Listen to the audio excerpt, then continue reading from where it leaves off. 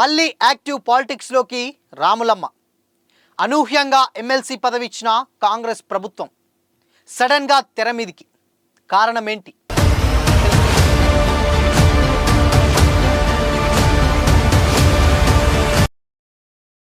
నమస్తే, welcome to Disha TV. Ramulamma alias Vijayashanti గారు. ఒసే రాములమ్మ సినిమా విజయశాంతి గారి కెరియర్లో అదొక మైల్ స్టోన్ అని చెప్పొచ్చు. ఇప్పటికీ విజయశాంతి గారిని రాములమ్మ అనే పేరుతోటి కూడా పిలుస్తారనడంలో అతిశయోక్తి లేదు. అయితే విజయశాంతి గారు ఇప్పటి నుంచే కాదు, ఎప్పటి నుంచో దాదాపు ఒక దశాబ్ద కాలం నాటి నుంచి కూడా రాజకీయాలలో ఉంటున్నారు. కానీ ఏ రాజకీయ పార్టీలో కూడా ఎక్కువ సంవత్సరాలైతే ఇమ్మడలేకపోయారు.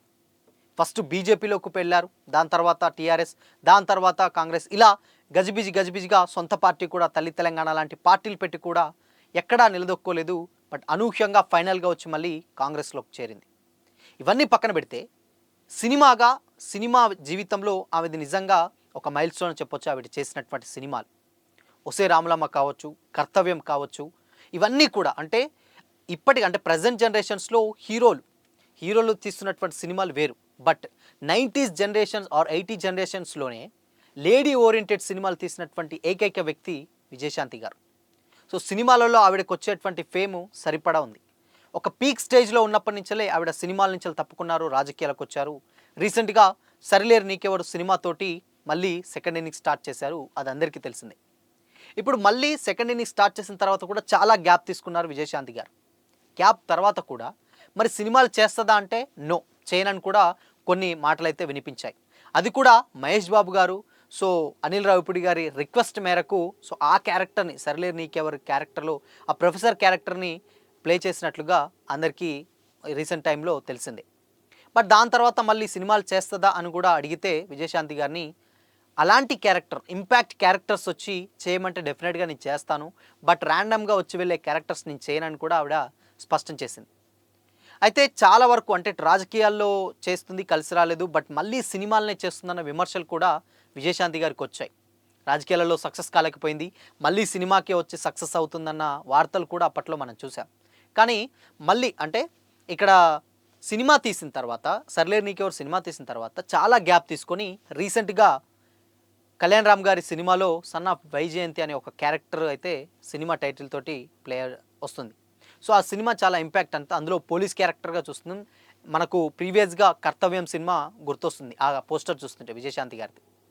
సో కాబట్టి అక్కడి నుంచి వెళ్ళి ఇప్పుడు పెద్ద హీరోలు ఎవరైతే ఇప్పుడు మహేష్ బాబు గారు ఉన్నారో దాని తర్వాత మళ్ళీ ఆవిడ అసలు చూడలేదు. దాని తర్వాత ఇప్పుడు మళ్ళీ కళ్యాణ్ రామ్ గారితో మళ్ళీ యాక్ట్ చేస్తుంది. ఇప్పుడు మనకు తెలుసు సన్ ఆఫ్ వైజయంతి అనే ఒక క్యారెక్టర్, సన్ ఆఫ్ కాదు యాక్చువల్లీ, అక్కడ తల్లి అయినా తండ్రి అయినా రెండు విజయశాంతి గారు. ఎంత ఇంపాక్ట్ క్రియేట్ చేస్తే సినిమా లైఫ్లో కళ్యాణ్ రామ్ గారి లైఫ్లో ఎంత ఇంపాక్ట్ క్రియేట్ చేస్తే ఆ టైటిల్ని పెడతారు, సన్ ఆఫ్ వైజయంతి అనే ఒక క్యారెక్టర్ని కూడా అక్కడ మనం అర్థం చేసుకోవచ్చు. ఆవిడ క్యారెక్టర్కి ఆ సినిమాలో ఎంత స్కోప్ ఉందో మనం ఈజీగా టైటిల్లోనే అర్థం చేసుకోవచ్చు. సేమ్ టైం ఆ టైటిల్ కూడా కళ్యాణ్ రామ్ గారి హీరో అయినా కానీ విజయశాంతి గారికి ఎక్కువగా స్కోప్ ఇచ్చారని కూడా చెప్పడంలో ఎలాంటి ఆశ్చర్యం లేదు.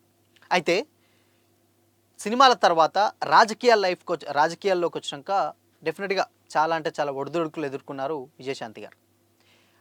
అలా రాజకీయాల తర్వాత వచ్చినాక చాలామంది ఎక్కడా కానీ సరైన సక్సెస్ రాలేదు. అయితే ఇప్పుడు విజయశాంతి గారి రాజకీయ ప్రస్థానం ఒకటి చూసుకుంటే, విజయశాంతి గారు జూన్ 24న 1966లో వరంగల్ జిల్లాలో జన్మించారు. మద్రాసులో పెరిగారు. 1998లో బీజేపీ నుంచి రాజకీయాల్లోకి ఎంట్రీ ఇచ్చారు. తెలంగాణ రాష్ట్ర సాధన లక్ష్యంగా 2005లో ఇందాక మనం మాట్లాడుకున్నట్టు తల్లి తెలంగాణ పార్టీని ఏర్పాటు చేశారు. అనంతరం ఆ పార్టీని 2009లో టీఆర్ఎస్లో విలీనం చేశారు. ఆమె 2009లో మొదటగా మెదక్లో పార్లమెంట్ స్థానం నుంచి వెళ్ళి టీఆర్ఎస్ అభ్యర్థిగా పోటీ చేసి ఎంపీగా గెలిచారు అప్పట్లో. అయితే విజయశాంతి గారిని 2013లో పార్టీ వ్యతిరేక కార్యకలాపాల్లో పాల్గొంటున్నారని టీఆర్ఎస్ పార్టీ ఇప్పుడు ఏదైతే బీఆర్ఎస్ పార్టీ ఉందో అప్పట్లో ఉన్నటువంటి టీఆర్ఎస్ పార్టీ నుంచి సస్పెండ్ చేశారు. అయితే 2014లో కాంగ్రెస్ పార్టీలో చేరి మెదక్ శాసనసభ నియోజకవర్గం నుంచి కూడా పోటీ చేసి ఓడిపోయారు. అనంతరం ఆమె 2020 డిసెంబర్ 7న మళ్ళీ బీజేపీలోకి చేరి 2023 నవంబర్ 15న ఆ పార్టీకి మళ్ళీ రాజీనామా చేశారు. మళ్ళీ నవంబర్ 17న హైదరాబాద్లో ఏఐసిసి అధ్యక్షుడు మల్లికార్జున ఖర్గే గారి సమక్షంలో కాంగ్రెస్ పార్టీలో చేరారు విజయశాంతి గారు. నవంబర్ 18న కాంగ్రెస్ పార్టీ ఎన్నికల ప్రచార కమిటీస్ అండ్ మళ్ళీ అదేవిధంగా ప్లానింగ్ కమిటీ చీఫ్ కోఆర్డినేటర్, అదేవిధంగా కన్వీనర్గా కూడా ఆవిడని నియమించారు. అయితే రీసెంట్గా ఎమ్మెల్సీ అభ్యర్థిగా కూడా విజయశాంతి పేరును కాంగ్రెస్ అధిష్టానం ప్రకటించింది. అయితే మళ్ళొక్కసారి ఆవిడ రాజకీయాలలో అంటే ఇన్నేళ్ల చరిత్రలో ఆవిడ ఎక్కడ కూడా అంటే ఒక్కసారి అలా గెలిచినా కానీ సరైన గుర్తింపు లేదు. బట్ కాంగ్రెస్ ప్రభుత్వం అంటే కాంగ్రెస్ పార్టీలోకి వచ్చాక సినిమాలు చేస్తున్నట్టు సరే ఎట్ ఏ టైం అటు సినిమాలు చేస్తుంది, సెకండ్ ఇన్నింగ్ స్టార్ట్ చేస్తుందని కూడా అందరికీ తెలిసిందే. అక్కడి నుంచి వెళ్ళి మళ్ళీ ఇప్పుడు రాజకీయాలలో ఎమ్మెల్సీగా ఇవ్వడం నిజంగా ఒక ఆవిడ ఫ్యాన్స్కి ఎస్పెషల్లీ విజయశాంతి గారి ఫ్యాన్స్కి హర్షించదగ్గ విషయం.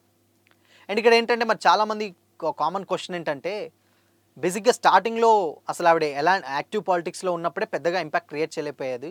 మరి ఇప్పుడు సినిమాలు కూడా చేస్తుందంటే ఇప్పుడు ఆల్రెడీ మనం చూసాం గతంలో రోజా గారు ఉన్నారు. రోజా గారు సేమ్ టైం పాలిటిక్స్లో ఉంటూనే అటు సినిమా షోస్ చేశారు, సినిమాలు చేశారు, అన్ని ప్రతి ఒక్కటి రెండు యాక్టివ్గానే పాల్గొన్నారు యాజ్ మంత్రిగా కూడా. అయితే ఇక్కడ విజయశాంతి గారు కూడా సేమ్ టైం ఇక్కడ సినిమాలు చేస్తుంది. మేబీ ఇంకా విజయశాంతి గారి విషయానికి వచ్చినట్లయితే విజయశాంతి గారు కొంచెం సినిమాలకు అవసరమైతే దూరమై రాజకీయంగా ఎక్కువగా ఫోకస్ పెట్టే ఛాన్స్ కూడా డెఫినెట్గా కనిపిస్తుంది. ఎందుకు అనంటే ఆవిడ సినిమాలు పెద్దగా చేస్తానని ఇంట్రెస్ట్ కూడా లేదు. ఎందుకు అనంటే జస్ట్ ఆవిడ దగ్గరకు వచ్చినటువంటి ఒక క్యారెక్టర్స్ అవి చాలా వాళ్ళు ఇంపాక్ట్ క్రియేట్ చేస్తాయి కాబట్టి ఆ టైంలో ఆవిడ క్యారెక్టర్స్ చేసింది.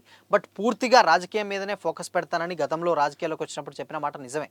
కానీ ఇప్పుడు కూడా ఇప్పుడు సన్నా వైజయంతి అనే సినిమాతో చేస్తూ ఈ రెండు మరి రాజకీయాల్లో ఎమ్మెల్సీ అంటే ఎస్ డెఫినెట్గా ఆవిడకు ఉండే పనులు ఉంటాయి. బట్ ఖాళీ టైంలో డెఫినెట్గా సినిమాలు కూడా చేసే ఛాన్స్ అయితే ఉన్నది. ఎందుకంటే ఆవిడకి ఆ ఫేమ్ కూడా సినిమాల ద్వారా వచ్చింది కాబట్టి రాజకీయాలలో కూడా అది చాలా ప్లస్ అవుతుంది. కాబట్టి అటు సినిమాని ఇటు రాజకీయాలని రెండు కూడా బ్యాలెన్స్ చేస్తుండడంలో అతిశయోక్తి లేదు. డెఫినెట్గా చేస్తుంది అని కూడా అందరూ కొంతమంది కామెంట్స్ అయితే చేస్తున్నారు. చాలామంది రెండు రాజకీయాలు సినిమాలు చేస్తున్నారు కదా, విజయశాంతి గారు కూడా చేస్తారు. ఫుల్ ఫ్లెడ్జ్గా ఎమ్మెల్సీ అంటే ఆవిడ అటు సినిమాలు చేస్తూ ఇటు రాజకీయం కూడా చేయడం పెద్ద పని కాదు అని కూడా అంటున్నారు. సో దీని మీద అంటే ఇంకా డెఫినెట్గా ఏంటంటే చాలామందికి ఉన్న కాన్ఫిడెన్స్ ఏంటంటే విజయశాంతి గారు డెఫినెట్గా పాలిటిక్స్ అంటే కొంచెం ఎక్కువగా ఇంట్రెస్ట్ చూపుతారు సినిమాల కంటే. రెండు సేమ్ టైం అంటే మేబీ ప్రజల వద్దకు వచ్చాం కాబట్టి నేను ఇంకెక్కువగా వాళ్ళకు దగ్గరగా ఉంటాను అని కూడా గతంలో చెప్పారు. సో మరి ఈ రెండింటిని అటు సినిమాలని ఇటు రాజకీయాలని డెఫినెట్గా బ్యాలెన్స్ చేస్తుంది అంటున్నారు. మరి ఎంతవరకు బ్యాలెన్స్ చేస్తుంది అనేది చూడాలి మరి.